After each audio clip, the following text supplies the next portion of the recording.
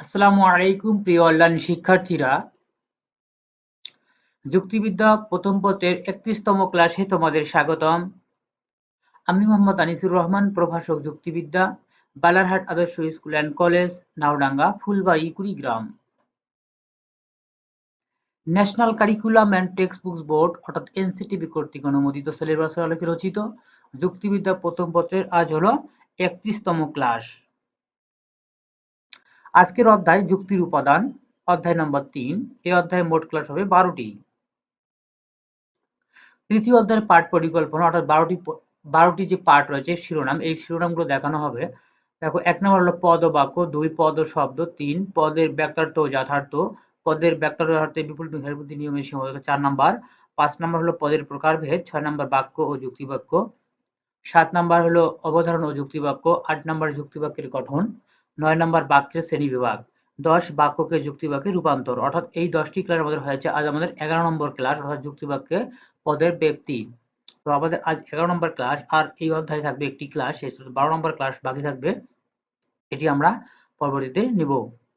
তো আজ চলো আমরা যাই যুক্তিবাক্যের পদের ব্যক্তি শিরোনামে ক্লাসে, মূল ক্লাসে। অর্থাৎ দেখো, এই অধ্যায়ের প্রধান প্রধান শব্দসমূহ দেখো, অর্থাৎ তৃতীয় অধ্যায়ের প্রধান প্রধান শব্দসমূহ: রিমাইন্ডার, পদ, ব্যক্তার্থ, যথার্থ, সরল পদ, যৌগিক পদ, তারপরে বিশিষ্ট পদ, সামান্য পদ, সমষ্টিবাচক পদ, উদ্দেশ্য, বিধেয়, সংযোজক, নিরপেক্ষ, সাপেক্ষ, প্রাকল্পিক, বৈকল্পিক, ব্যাপ্যতা, রূপান্তর, বিরোধিতা, যথার্থক, এ ই আই ও বাক্য, বিরুদ্ধ পদ, অবধারণ, সদর্থক হলো এএস ইবি আইএন ওপি।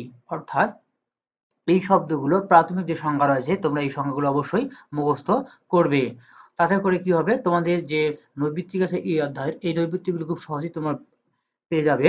এবং যে জ্ঞানমূলক ১ নম্বর প্রশ্ন রয়েছে, এই ১ নম্বর প্রশ্ন এবং খ নম্বর ২ নম্বর প্রশ্ন খুব সহজেই এইগুলো থেকে পেয়ে যাবে। তো আশা করি তোমরা এই শব্দগুলোর প্রতিটি শব্দের প্রাথমিক সংজ্ঞা তোমরা মুখস্থ করবে। দেখো, আজকের আলোচ্য বিষয় হলো যুক্তিবিদ্যা প্রথম পত্র তৃতীয় অধ্যায়। অধ্যায় শিরোনাম কি ছিল? যুক্তির উপাদান। মোট ক্লাস হবে কয়টি? ১২টি। তো আজ আমাদের ক্লাস নম্বর কত? অর্থাৎ ক্লাস নম্বর ১১ নম্বর। অর্থাৎ যুক্তিবিদ্যা প্রথম পত্রের হলো ৩১তম ক্লাস, এবং এই অধ্যায় অর্থাৎ আমাদের যুক্তির উপাদান ক্লাস রয়েছে মোট ১২টি ক্লাস। এই ১২টি ক্লাসের মধ্যে আছে আমাদের ১১তম ক্লাস। এই ১১তম ক্লাসের আলোচ্য বিষয় কি ছিল? যুক্তিবাক্যে কি পদের ব্যক্তি, ওটা আমাদের শিরোনাম। তো আমরা চলো এখন এই আলোচ্য বিষয় হিসেবে আমরা যুক্তিবাক্যের ব্যক্তি নিয়ে আলোচনা করি। এখন এই পাঠ শেষে আমরা কি শিখবো দেখো, অর্থাৎ পদের ব্যক্তি ধারণা বর্ণনা করতে পারবো। অর্থাৎ আমরা ১১তম ক্লাস শেষে আমরা পদের ব্যক্তির ধারণা বর্ণনা করতে পারবো। যদি আমরা এই ক্লাসটি পরিপূর্ণ মনোযোগের সহিত দেখি, তাহলে আমরা এই পদের ব্যক্তি ধারণা বর্ণনা করতে পারবো। কিন্তু যদি আমরা মনোযোগ না দিই, তাহলে আমরা শুধু ক্লাসটাই শুধু দেখা হবে, কিন্তু আমাদের এই যে পার্শ্বিক শিক্ষণ ফলটা রয়েছে, এটি আমাদের কি অর্জিত হবে না। তো আশা করি তোমরা এই ক্লাসটি প্রথম থেকে শেষ পর্যন্ত খুব ধৈর্যের সহিত বুঝে শুনে দেখবে, তাহলে তোমরা অর্থাৎ এই যে পাঠ শিক্ষণ ফল রয়েছে, এটি অর্জিত হবে। অর্থাৎ পদের ব্যক্তি ধারণা বর্ণনা করতে আমরা পারবো এই ক্লাস শেষে। আরেকটা হলো কি, পদের ব্যক্তির নিয়ম বর্ণনা করতে পারবো। পদের আবার ব্যক্তির যে নিয়ম রয়েছে, আমরা এই নিয়মটা বর্ণনা করতে পারবো। তো ১১ নম্বর ক্লাস দেখো, ১১ নম্বর ক্লাস হলো কয় নম্বর? অর্থাৎ ক্লাস হলো যুক্তিবাক্যের পদের ব্যক্তি। তাহলে যুক্তিবাক্যের পদের ব্যক্তি শিরোনামে প্রতিটি যুক্তিবাক্য দুটি পদ দ্বারা গঠিত। আমরা এর আগে প্রথমে আমরা অনেকদিন আগে শিখেছিলাম এটা, যে একটা যুক্তিবাক্য দুটি পদ দ্বারা গঠিত হয়, তাহলে কি উদ্দেশ্য পদ ও বিধেয় পদ। অধিকাংশ ক্ষেত্রে বাক্যে ব্যবহৃত এই পদ দুটির কি ব্যাক্তার্থ ও যথার্থ থাকে। তোমরা আশা করি তোমরা দুটি ব্যাক্তার্থ যথার্থ পড়েছিল। ব্যাক্তার্থ একটা হলো সংখ্যার দিক, একটা হলো গুণের দিক। পদের ব্যাপ্যতা ব্যাক্তার্থের সাথে সম্পর্কিত। অর্থাৎ পদের যে ব্যাপ্যতা রয়েছে, এটা কি থাকে? এই ব্যাক্তার্থের সাথে সম্পর্কিত থাকে। অর্থাৎ ব্যাক্তার্থ কি সংখ্যার দিক, এই সংখ্যার দিকটা হলো কি পদের ব্যাপ্যতার সাথে জড়িত থাকে। তাহলে ব্যাক্তার্থ বলতে সংখ্যা বা পরিমাণকে বোঝানো হয়ে থাকে। আমরা এটা জানলাম যে ব্যাক্তার্থ বলতে সংখ্যা বা পরিমাণকে বোঝানো হয়ে থাকে। একটি যুক্তিবাক্যে কোনো একটি পদ ওই পদের কতটুকু ব্যাক্তার্থকে প্রকাশ করলো বা কতটুকু ব্যাক্তার্থের ভিত্তিতে প্রকাশ হলো, তার পরিমাণকেই পদের ব্যাপ্যতা বলা হয়। তোমরা এই সংজ্ঞাটুকু মুখস্থ রাখবে, এইটুকুই। যদি কোনো প্রয়োজন হয় তো এটুকুই লিখলেই হবে, যে একটি যুক্তিবাক্যে কোনো একটি পদ ওই পদের কতটুকু ব্যাক্তার্থকে প্রকাশ করলো। এখানে ব্যাক্তার্থ বলতে কি সংখ্যার দিক, যে ওই পদের কতটুকু সংখ্যা প্রকাশ করলো বা কতটুকু ব্যক্তার্থের ভিত্তিতে প্রকাশ হলো, কতটুকু সংখ্যার ভিত্তিতে প্রকাশ হলো তার পরিমাণকে কি এই পরিমাপকেই পদের ব্যাপ্যতা বলা হয়। আশা করি তোমরা বুঝেছো যে একটি পদ অর্থাৎ যখন কোনো পদের সংজ্ঞা দেওয়া হবে এই সংজ্ঞার কি থাকে, এই ওই পদটার কি থাকে, দুটি দিক থাকে, একটা হলো ব্যাখ্যাত দিক, একটা হলো যথার্থ দিক, একটা হলো সংখ্যার দিক, একটা হলো কি গুণের দিক, দুইটি থাকে। তো আমাদের আজকের বিষয় হলো কি সংখ্যার দিক, অর্থাৎ সংখ্যা কতটুকু প্রকাশ হয়েছিল, সম্পূর্ণ সংখ্যা প্রকাশ হয়েছিল না অর্ধেক সংখ্যা প্রকাশ হয়েছিল, সেই বিষয় নিয়ে আজকে আমাদের ক্লাস। তাকেই বলে এই ব্যাপ্যতা, অর্থাৎ ব্যাপ্যতা বলতে কোনো পদের কি পরিমাণ সংখ্যা প্রকাশিত হলো, আংশিক সংখ্যা প্রকাশিত হলো না সম্পূর্ণ সংখ্যা প্রকাশিত হলো অথবা সংখ্যা ছাড়াই প্রকাশিত হলো, সেটি হলো ব্যাপ্যতা। তা আমরা এটা আরো একটু উদাহরণের সাহায্যে খুব সহজে বুঝতে পারি যে ব্যাপ্যতার ভিত্তিতে কোনো যুক্তিবাক্যের পদকে দুই ভাগে ভাগ করা হয়ে থাকে। তাহলে আমরা ব্যাপ্যতার ভিত্তিতে কোনো যুক্তিবাক্য কি কয় ভাগে ভাগ করতে পারি, দুই ভাগে ভাগ করতে পারি। দুই ভাগে কি কি, একটা হলো ব্যাপ্য পদ, একটা হলো অব্যাপ্য পদ। একটা এখানে দেখো সংখ্যার দিক, আমরা যে পরিমাপ করব, একটা পদ হবে কি ব্যাপ্য পদ হবে, একটা হলো অব্যাপ্য পদ হবে। যখন এই এই দুই প্রকার আমরা এখন এই দুই পদের কি সংজ্ঞা জানবো, তাহলে আমাদেরকে আরো স্পষ্ট হবে এই দুটি ব্যাপ্য পদ কাহাকে বলে এবং অব্যাপ্য পদ কাহাকে বলে। তা চলো আমরা শিখবো এখন ব্যাপ্য পদ কাহাকে বলে। ব্যাপ্য পদ, দেখো একটি যুক্তিবাক্যে যখন কোনো পদ তার সম্পূর্ণ ব্যাখ্যার্থের ভিত্তিতে প্রকাশিত হয়। এখানে ব্যাখ্যার্থ বলতে ব্যাখ্যার্থ কথাটা বারবার আসে, তোমরা এই কথাটা অবশ্যই মনে রাখবে যে ব্যাখ্যার্থ হলো কি সংখ্যার দিক, সংখ্যার দিক, সংখ্যার দিক। অর্থাৎ একটি যুক্তিবাক্যে যখন কোনো পদ তার সম্পূর্ণ সংখ্যার ভিত্তিতে প্রকাশিত হয় তখন ওই পদকে ব্যাপ্য পদ বলে। যদি তোমরা এই ব্যাখ্যার্থের দিকটা অর্থাৎ ব্যাপ্য তোমরা না বোঝো, তাহলে এটা কি পরবর্তী তোমরা এই সংজ্ঞা করা বুঝতে খুব অসুবিধা হবে, উদাহরণ বুঝতে তোমার অসুবিধা হবে। অবশ্যই তোমরা ব্যাখ্যার্থ এবং যথার্থ, সংখ্যার দিক এবং গণিত দিক এই দুটো খুব সহজেই মুখস্থ রাখবে, যাতে বলার সঙ্গে সঙ্গে মনে হয় যে ব্যাখ্যার্থ মানে সংখ্যার দিক।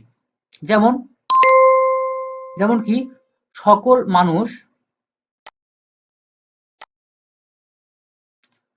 মানুষ হয় মরণশীল।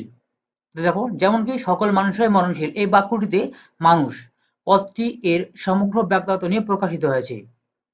মানে কি মানুষের ব্যাখ্যার্থ হচ্ছে কি অতীত, বর্তমান ও ভবিষ্যতের সকল মানুষ। এখানে সকল মানুষ, দেখো এখানে লেখা হয়েছে কি সকল মানুষ বলতে কি এখানে অতীত, বর্তমান, ভবিষ্যতের সকল মানুষকে বোঝানো হয়েছে। তাই এই যুক্তিবাক্যের উদ্দেশ্য পদ অর্থাৎ মানুষ পদটি কি একটি ব্যাপ্য পদ, অর্থাৎ যখন কোনো পদের কোনো জাতি বা কোনো পদকে বোঝানো হবে, তখন ওই সংখ্যার যদি যদি ওই পদের সকল সংখ্যাকে বোঝানো হয় তখন সেটি হবে কি ব্যাপ্য পদ। সকল অর্থাৎ মানুষ যেমন বলার সঙ্গে, যেমন সকল মানুষ, এই সকল মানুষ বলার সঙ্গে সঙ্গে কি হবে যে অতীত, বর্তমান, ভবিষ্যতের সকল মানুষকে এখানে বোঝানো হবে। তাই এই মানুষ পদটি কি ব্যাপ্য হয়েছে এখানে, এটি কি বলে ব্যাপ্য। তাহলে ব্যাপ্য পদ কাকে বলে এটা মুখস্থ রাখবে যে একটি যুক্তিবাক্যে যখন কোনো পদ তার সম্পূর্ণ ব্যাখ্যার্থের ভিত্তিতে প্রকাশিত হয় তখন ওই পদকে ব্যাপ্য পদ বলে। যেমন সকল মানুষ হয় মরণশীল, যদি এখানে বলা হতো যে সৎ মানুষ হয় ভাগ্যবান, বা যেকোনো একটা ধরো যে বাংলাদেশের মানুষ হয় মরণশীল, অর্থাৎ বাংলাদেশের মানুষ হয় মরণশীল, কিন্তু কি ভারতের মানুষ কি মরে না, তখন কি ভারতের মানুষকে বাদ দেওয়া হবে, অন্যান্য দেশের মানুষকে কি বাদ দেওয়া হবে, তখন এটা কি ব্যাখ্যার্থ কি সম্পূর্ণ হতো না। তো এই কারণ যখন যেহেতু সকল মানুষকে মরণশীল বলা হয়েছে, তাই সকল মানুষকে বোঝানো অতীত, বর্তমান, ভবিষ্যতের সকল মানুষকে এখানে বোঝানো হয়েছে, তাই এই পদটি কি ব্যাপ্য। দেখো ২ নম্বর দেখো অব্যাপ্য পদ। অব্যাপ্য পদ কাকে বলে? একটি যুক্তিবাক্যে যখন কোনো পদ আংশিক ব্যাখ্যার্থের ভিত্তিতে প্রকাশিত হয় তখন তাকে অব্যাপ্য পদ বলে।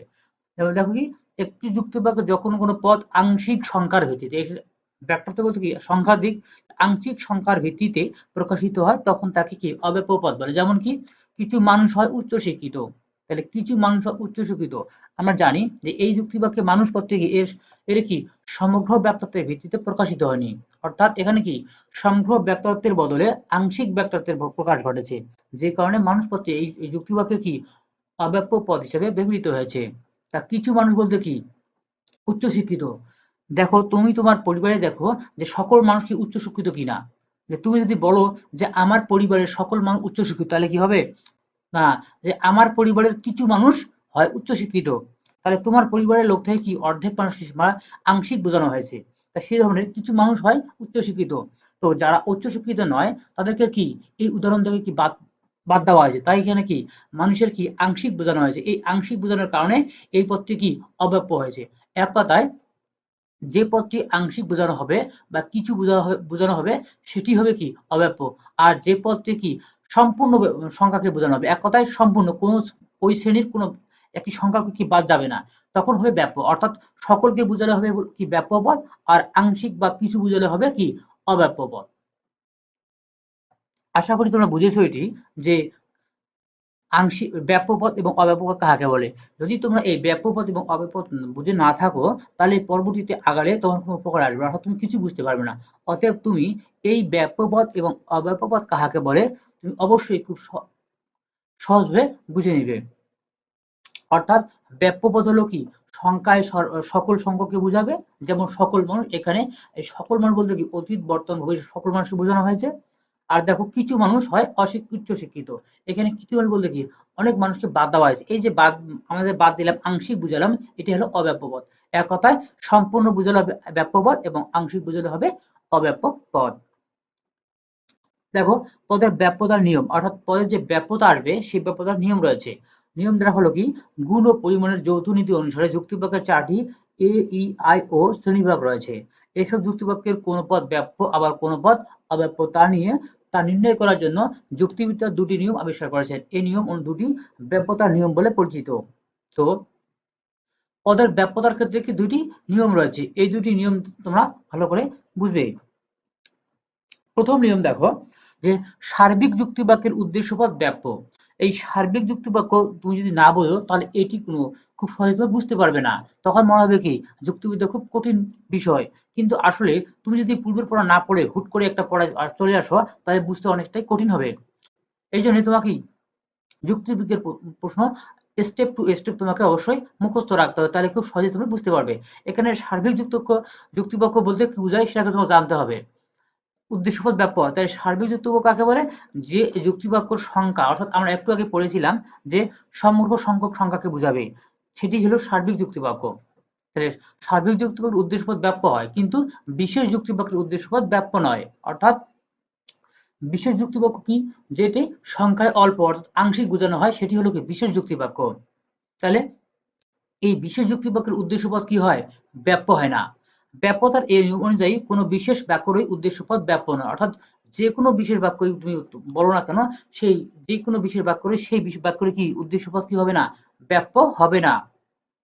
অর্থাৎ আই এবং ও যুক্তিবাক্যের উদ্দেশ্যপদ ব্যাপ্যতার এই নিয়ম অনুযায়ী ব্যাপ্য হতে পারে না। অর্থাৎ আই বাক্য আমরা প্রথমে দেখেছিলাম যে এ, ই, আই, ও 4টি বাক্য রয়েছে আমাদের। এই 4টি বাক্যের মধ্যে আই এবং ও বাক্য, অর্থাৎ এই আই এবং ও বাক্য কি হয় না, যুক্তিবাক্যের উদ্দেশ্যপদ ব্যাপ্যতা এই নিয়ম অনুযায়ী কি ব্যাপ্য হতে পারে না, অর্থাৎ অব্যাপ্য হয়, অর্থাৎ সংখ্যায় আংশিক বা অল্প হয়।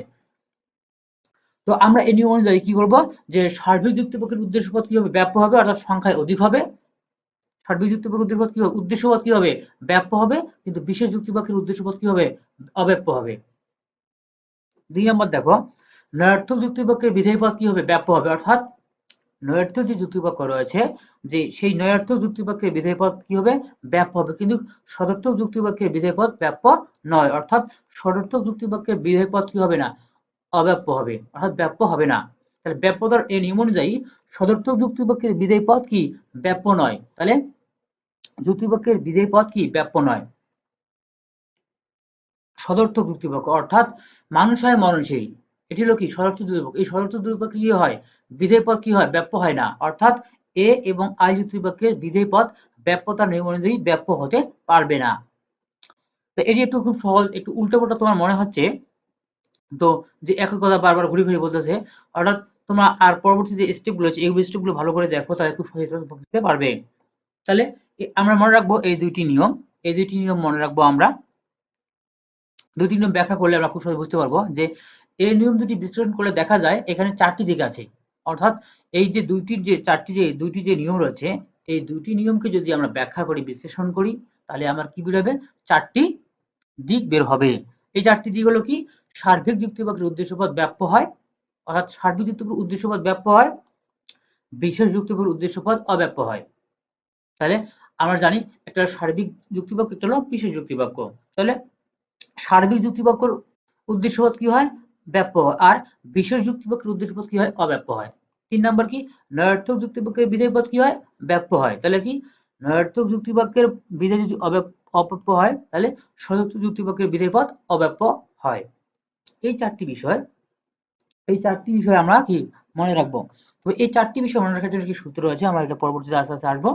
তো এই চারটি বিষয় তোমরা খেয়াল রাখবে। তাহলে এই দুটি নিয়মকে পরীক্ষা আসতে পারে, এই দুইটি ব্যাপ্যতার দুটি নিয়ম বিশ্লেষণ করলে আমরা কয়টি দিক পাই? নৈর্ব্যক্তিক আসলো, তাহলে আমরা চারটি দিক পাই। তাহলে এই চারটি দিক প্রয়োগ করলে এই যুক্তিবাক্যের উদ্দেশ্য পদ, ই যুক্তিবাক্যের উভয় পদ, আই যুক্তিবাক্যের একটিও নয় এবং ও যুক্তিবাক্যের বিধেয় পদ ব্যাপ্য হয়। তাহলে এটি যদি আমরা পর্যায়ক্রমে একটা তালিকার মধ্যে তৈরি করি, খুব সহজে আমরা বুঝতে পারবো। তাহলে ব্যাপ্যতার এই নিয়মটিকে যুক্তিবিদ সুইনবার্ন একটি সূত্রের আকারে প্রকাশ করেছেন। অর্থাৎ এই যে তাহলে কি ব্যাপ্যতার একটা নিয়ম রয়েছে, এই নিয়মটা কোন যুক্তিবিদ প্রকাশ করেছিল? সেটা হলো সুইনবার্ন। এই সুইনবার্ন, যুক্তিবিদ সুইনবার্ন একটি সূত্রের আকারে প্রকাশিত হয়েছে। এটি তুমি অবশ্যই মুখস্থ রাখবে, যে পরীক্ষা আসতে পারে যুক্তিবিদ সুইনবার্ন অর্থাৎ ব্যাপ্যতার নিয়মটি যুক্তিবিদ যে অর্থাৎ যুক্তিবিদ সুইনবার্ন ব্যাপ্যতার যে নিয়মটি প্রকাশ করেছেন তা লিখো, বা তার নিচের কোনটি। অথবা 1 নম্বর সাধারণ জ্ঞান আসতে পারে যে যুক্তিবিদ সুইনবার্ন প্রকাশিত ব্যাপ্যতার নিয়মটি লিখো। এভাবে কি প্রশ্ন আসতে পারে। তো তোমরা অবশ্যই এই যুক্তিবিদ সুইনবার্ন যে সূত্রটি রয়েছে, এটা অবশ্যই এই যুক্তিবিদের নাম সহ সূত্রটি মুখস্থ রাখবে। আশা করি তোমরা মুখস্থ রাখবে। এই সূত্রটি কি? দেখো, এই সূত্রটি হলো কি ASEBIN এবং OP, এটি হলো সংক্ষিপ্ত সূত্র। তো আমরা যদি হয়তো তোমরা অনেকে এটা বুঝতে পারতেছো না যে এই সূত্রটা কি, তো আমি যদি এই সূত্রটার ব্যাখ্যা দেই তখন তোমরা এই সূত্রটা কি অবশ্যই বুঝতে পারবে। তবে তোমাদের কাজ হলো যে যুক্তিবিদ সুইনবার্নের সূত্র কোনটি, ASEBIN এবং OP, এইটুকু মনে রাখলেই হবে। অর্থাৎ এটি অবশ্যই অনেক পরীক্ষায় আসে সবসময়, যখন হয় নৈর্ব্যক্তিকে আসে, নাহলে বোর্ড, অর্থাৎ এখানে যে কোনো প্রশ্নে আসে, পরীক্ষায় আসে। তো এটা মুখস্থ রাখবে সূত্রটি। তার সূত্রটি ব্যাখ্যা করা যায় যে এই সূত্রের ব্যাখ্যা অর্থ হলো কি? অর্থ হলো যে এস মানে কি, এতে হলো কি এই যুক্তিবাক্য, এর এস তে কি সাবজেক্ট, এস তে হলো কি সাবজেক্ট। তাহলে এস মানে কি? তাহলে এই যুক্তিবাক্যের সাবজেক্ট বা উদ্দেশ্য পদ হবে ব্যাপ্য। অর্থাৎ এখানে যে বিষয়টি রয়েছে সেগুলো ব্যাপ্যকে ধরে নিতে হবে, যে তাহলে এই যুক্তিবাক্যের সাবজেক্ট হয় কি ব্যাপ্য পদ হবে। তাহলে এস মানে এই যুক্তিবাক্যের সাবজেক্ট, উদ্দেশ্য পদ ব্যাপ্য। তাহলে ইবি, তাহলে ই যুক্তিবাক্যের বি মানে কি? ই যুক্তিবাক্যের বোধ, অর্থাৎ বিটি হলো কি বোধ মানে উভয়, সাবজেক্ট এবং বিধেয়। তাহলে ইবি অর্থাৎ ই যুক্তিবাক্যের বোধ বা উদ্দেশ্য এবং বিধেয় উভয় পদ কি ব্যাপ্য হবে, অর্থাৎ ইবি। ইবি মানে কি? ই যুক্তিবাক্যের বোধ মানে উভয়, উদ্দেশ্য ও বিধেয় পদ ব্যাপ্য হবে।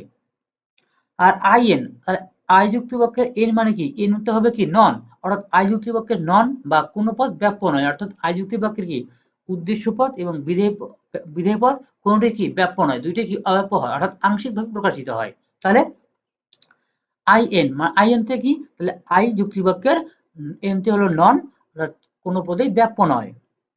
আর ওপি, তাহলে ও যুক্তিবাক্যের কি পি তে কি প্রেডিকেট, অর্থাৎ ও যুক্তিবাক্যের প্রেডিকেট বা বিধেয় পদ কি ব্যাপ্য। তাহলে মানে কি প্রেডিকেট মানে কি বিধেয়, সাবজেক্ট মানে যেমন উদ্দেশ্য হয়, সাবজেক্ট মানে উদ্দেশ্য, আর প্রেডিকেট মানে বিধেয়। তাহলে ওপি মানে ও যুক্তিবাক্যের প্রেডিকেট মানে বিধেয় পদ হয় ব্যাপ্য। এই সূত্রটিকে সংক্ষেপে মনে রাখার জন্য বলা হয় কি এসে বিনভ, অর্থাৎ এসে বিনভ। এটি হলো কি এই সূত্রটা কি উচ্চারণ এভাবে, যে আমরা তো পড়েছিলাম যে ASEBINOV, তো এটার একসাথে উচ্চারণ করলে কি হয় এসে বিনভ। এই এসে বিনভটা হলো কি? এটা হলো এই সূত্রটি মুখস্থ রাখার একটা কৌশল। তাহলে এই এসে বিনভ যদি তোমরা মুখস্থ রাখো, তাহলে এসে বিনভ বানানটা যখন লিখবে তখন তোমার এই সূত্রটা চলে আসবে, এবং এই সূত্রটা তোমরা মনে রাখতে পারবে যে কোন বাক্যটি কি এ ই আই ও, এই বাক্যের কোন পদটি ব্যাপ্য আর কোন পদটি ব্যাপ্য নয়। পরীক্ষা এইভাবে আসতে পারে যে এই যুক্তিবাক্যের উদ্দেশ্য বা বিধেয় কোনটি কি ব্যাপ্য পদ হয়। এখন চারটি অপশন দিল, যে উদ্দেশ্য ব্যাপ্য, একটা যে কোনো চারটি দিয়ে দিল, তোমরা একটা লিখতে হবে। তো হলো অবশ্যই তোমরা এটা মনে রাখবে যে এস এ বিনব অর্থাৎ হলো কি এই সূত্রটির কি সংখ্যায় মনে রাখার কৌশল।